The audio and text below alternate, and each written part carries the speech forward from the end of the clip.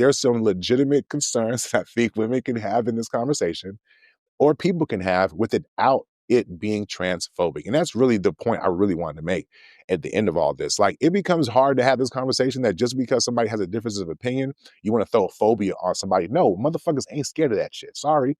But a person may feel like, hey, man, I don't want to live in y'all fucking world that doesn't make them transphobic.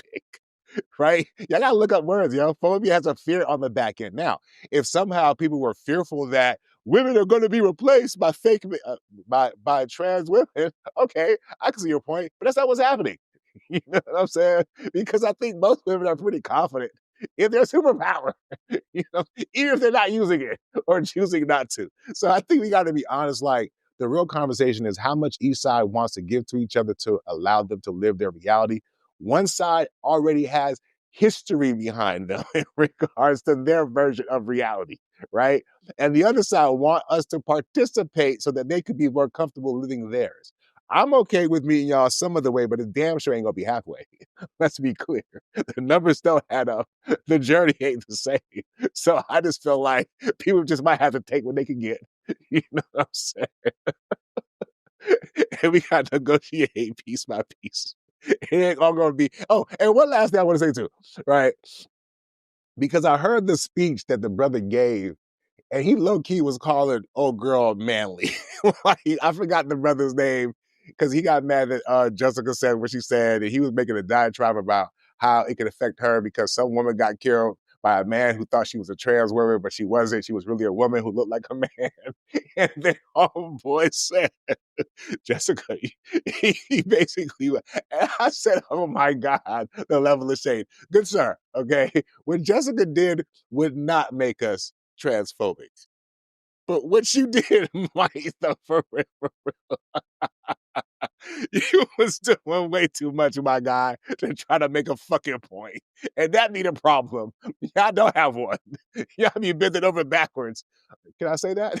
Yeah.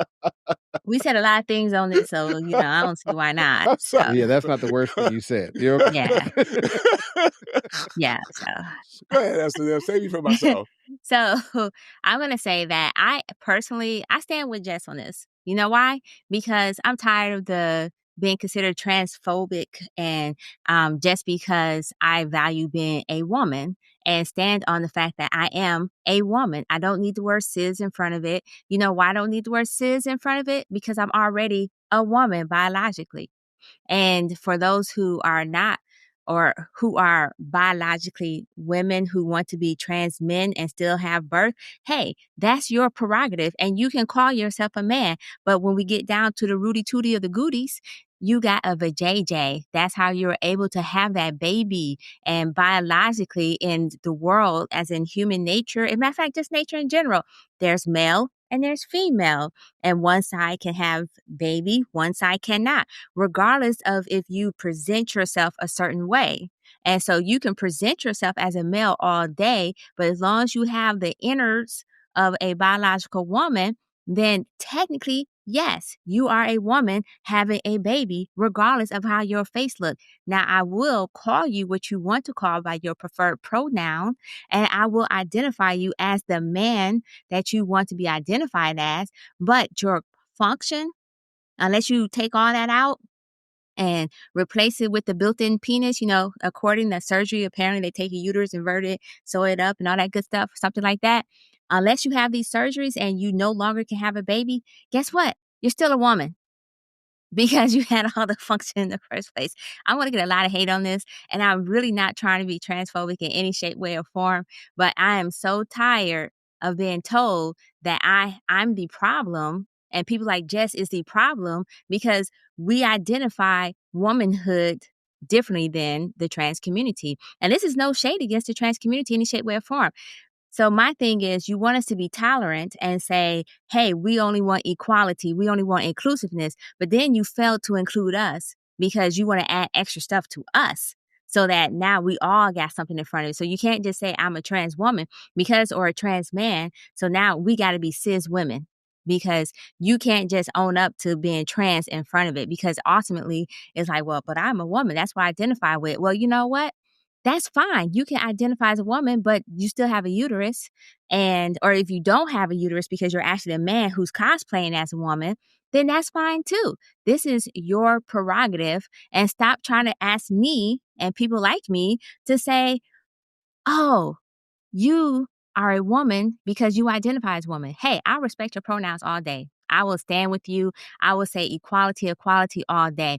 But at the same time, I need you to respect my boundaries too. And if I want to be called a woman without having cis in front of it or any of that stuff, then you should be okay with just calling a woman because that's what I identify as. So I stand with Jess on this.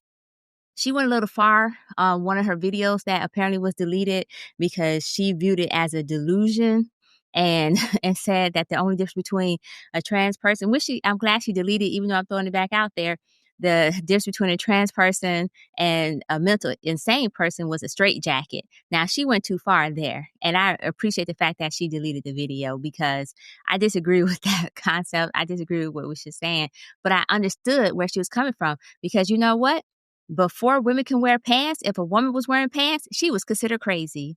When a woman was hysterical, guess where she went? She went to the nutty bin because they were like, oh, she's nutty. So craziness is defined differently through each generation, right? And at some point, being LGBTQ was actually considered what's the word? I don't want to say crazy, but was considered you had a mental illness at some point, right? So now it's been normalized. So I disagree with her because I think in that regards, because what you identify as, it could be because that's the way you were born. It could be through nature, it could be through nurture, or whatever the case may be, maybe through attraction. I don't know. So I don't believe it's a mental illness, but I do believe the fact that you keep trying to force me to say I'm cis may be a mental illness because why the hell I have to say I'm a cis woman versus just a woman? So I'm Yeah, going to sorry. say, I accept you for who you are. Just don't force it on me. And I also accept you if you want to be a woman, but then you give birth, or you want to be a man and you have a uterus and you give birth, then I'm going to say, congratulations, Ma, because you gave birth. And then afterwards, I'm going to say, all right, okay, Pops, because wasn't it Brittany, what, Renner? No, not Renner. Reiner? Yeah, that's it, and now she having daddy issues where she's put on child support for the baby that's not even hers. So you want all that drama? I support you with that drama. So just don't infringe on my rights to call me what I want to call myself, just like I won't infringe on your rights to call you what you want to call yourself. Jay, like you want to get in there. No, Say something. man. I'm saying, well, He was like, she gonna get all the I smoke was now. Right. You want some of this? no. Listen. I agree wholeheartedly with S&M.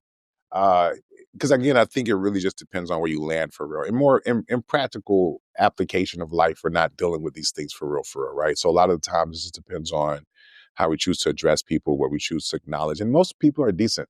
You know what I mean? But I will say this though, and I got to say it. I'm trying to find the best way to say this.